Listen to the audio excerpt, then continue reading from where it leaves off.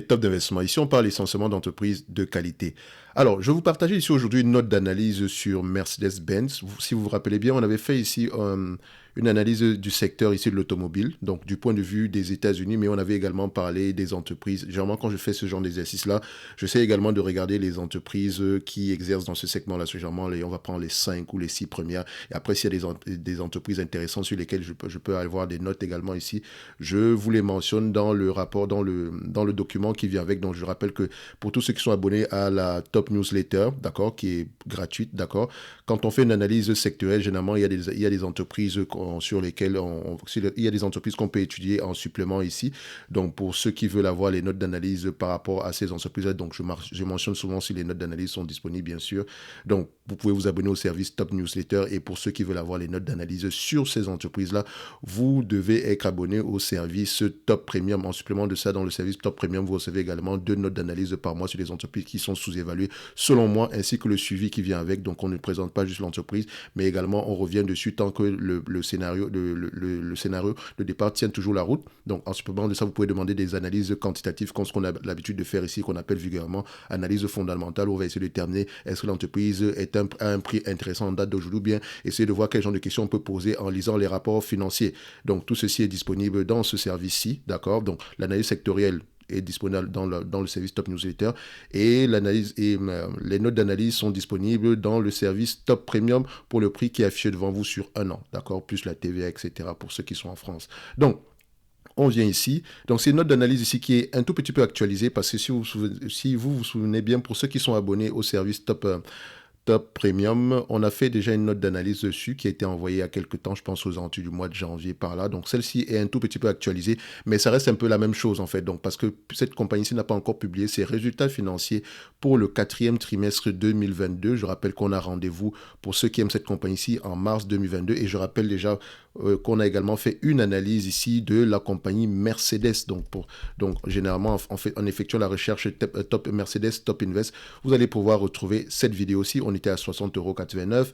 En date d'aujourd'hui, nous sommes à combien pour cette compagnie? On est à 72 € et vous savez déjà qu'à cette période-là, cette compagnie-là était déjà sous-évaluée. En tout cas, on les met déjà à ce prix-là. Donc maintenant, la note d'analyse ici est basée sur quoi? Elle est basée ici sur les lectures des rapports financiers ainsi que l'écoute des conférences call. Donc maintenant, à partir de cette note-là, vous pourrez voir si le management fait exactement ce qu'ils ont dit. Au moins, vous pouvez voir est-ce que l'entreprise continue à bien se comporter. En tout cas, ça, c'est selon mon entendement en moi. OK? Donc, je vous partage ça ici. On va aller très rapidement.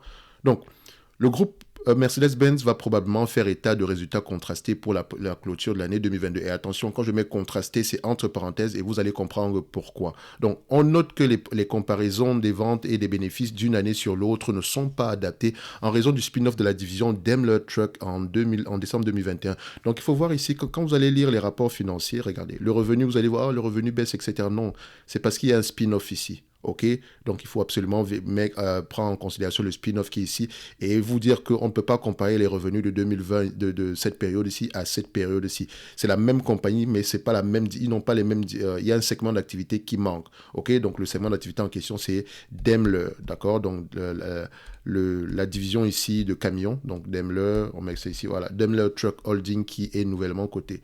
OK, donc on revient ici sur notre note.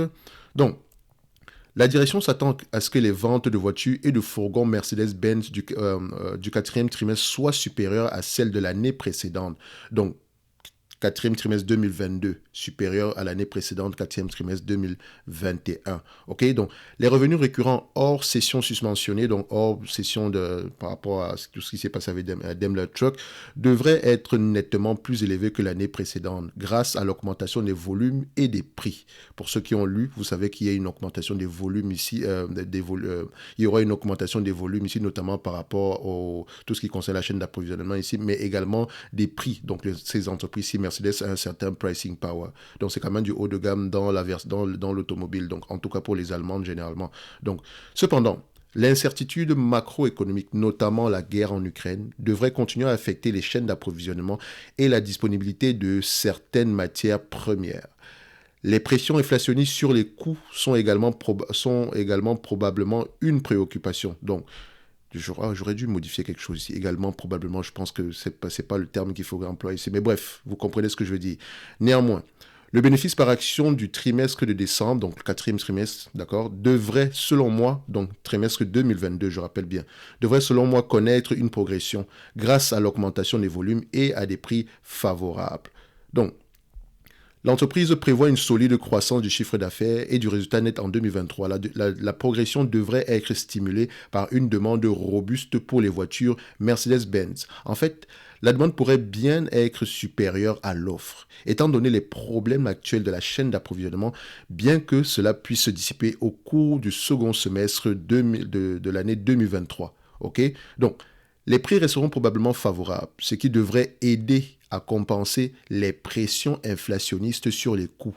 Même s'il semble que l'inflation soit en train de ralentir, les coûts sont encore élevés sur une base historique. L'entreprise continue d'avancer à toute vitesse sur les véhicules électriques. La direction a annoncé qu'elle lançait un réseau de recharge à forte puissance en Amérique du Nord, en Europe, en Chine et sur d'autres marchés clés. Donc le programme commencera cette année, donc en 2023, en Amérique du Nord. L'objectif est que le réseau soit complètement en place avant la fin de la décennie, période à laquelle Mercedes-Benz a l'intention de passer 100% électrique partout où les conditions de marché le permettent. Et lors de la note d'analyse ici sectorielle, on avait parlé justement de l'infrastructure. Toute l'infrastructure au niveau de tout ce qui concerne la voiture électrique ici, que ce soit les bornes de recharge ainsi que le réseau électrique même en lui-même, d'accord? Donc, il y a toute une gamme d'investissements qui doit être fait. Moi, j'ai vraiment mon inquiétude, entre parenthèses, pour ce genre d'industrie-là, c'est que j'ai l'impression qu'il n'y a pas de standardisation au niveau des recharges, ok? Donc, c'est pas comme si vous allez dans une station-service, voilà, pour pouvoir recharger votre voiture, pour pouvoir mettre de l'essence dans votre voiture, voilà, le réservoir, pour y accéder, c'est simple, c'est standard. Généralement, le trou pour introduire comment on appelle ça, le pistolet, on va le dire comme ça, pour pouvoir remettre du gaz dans votre voiture ou bien de l'essence dans votre voiture ici, vous constatez que c'est standard. Il n'est pas plus petit que les autres. Ok, il a généralement une taille standard, ok? Et pour moi, au niveau des voitures électriques, j'ai l'impression que chacun veut avoir son propre réseau, etc. Donc, est-ce que c'est viable à long terme? Est-ce que ce ne sont pas des coûts supplémentaires? Est-ce qu'on ne peut pas juste standardiser la chose et voilà, avoir des stations de recharge lambda comme qu'on connaît ici avec les stations d'essence? Ça, c'est la question que je me pose. Et je me dis que ce genre à force de vouloir avoir chacun son propre réseau, etc., ça pourrait causer des problèmes. Mais c'est également un argument marketing, un argument de vente ici. Tesla a son propre réseau aux États-Unis, ça fonctionne très, très, très bien. Et c'est grâce à ce réseau-là que Tesla peut se permettre de vendre autant de véhicules aussi rapidement, tout simplement parce que ceux qui vont acheter ces véhicules-là savent qu'il y a un réseau déjà établi pour les recharges. OK? Bref, je ne vais pas revenir sur tout ce qu'on avait fait techniquement sur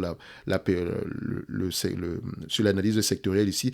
Donc, pour ceux qui n'ont pas encore eu accès, il y a la vidéo sur l'analyse sectorielle ainsi que le document qui est disponible ici dans la top newsletter qui est, je rappelle, gratuite. OK? Donc, on continue ici. Alors, pour moi, je pense que normalement, sur une période de 3 à 5 ans, l'action dont le rendement du dividende est très attractif offre un large potentiel de régressement des cours. Donc, vous vous souvenez que cette note d'analyse a été envoyée quand l'action était aux alentours des 60 euros par là, si je ne me trompe pas. Ok. Donc, je vais voir ça ici. Est-ce que c'est le cas? Non, c'était pas à cette période-là. Je pense que je l'ai envoyé au mois de janvier ici, mais de toute façon, j'avais déjà fait une vidéo sur la compagnie ici, il y a quelques temps, et je pense qu'on était déjà assez optimiste ici sur cette compagnie ici. Donc, je continue à croire que Mercedes-Benz offre en date d'aujourd'hui, d'accord, un prix intéressant. En tout cas, pour ceux qui recherchent le dividende, parce que ce dividende en lui-même, il est safe. OK? Donc, je sais également, notamment la fiscalité en Allemagne, etc., mais c'est par rapport aux dividendes. OK? Et également, ici, vous savez que nous, on vise également, on fait toujours les deux. On n'est pas juste là pour le dividende. Déjà qu'on n'est même pas juste là pour techniquement le dividende. Personnellement, je vous ai dit comment je pense, comment est-ce que je réfléchis par rapport au dividende. Donc, ici, on pense également à l'appréciation du prix de l'action. OK? Donc, on veut les deux. Donc, ne soyez pas bloqué au niveau de la fiscalité, non, la retenue, machin, non. Tout va dépendre de votre prix d'acquisition à la fin de la journée. Et après, je pense qu'on a des Belges sur la chaîne, on a des Suisses sur la chaîne, donc voilà, il n'y a pas que des Français également sur la chaîne. Et je pense que même pour Mercedes, ça pourrait être intéressant pour un portefeuille même français, ok?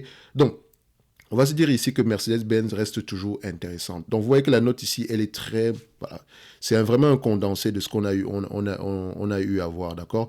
Donc, on va se dire ici qu'on s'attend à avoir de bons résultats. On sait également que l'entreprise est en train est en train d'investir massivement pour l'infrastructure, pour l'infrastructure en vue, n'est-ce pas, de pouvoir passer au tout électrique à la fin de la décennie.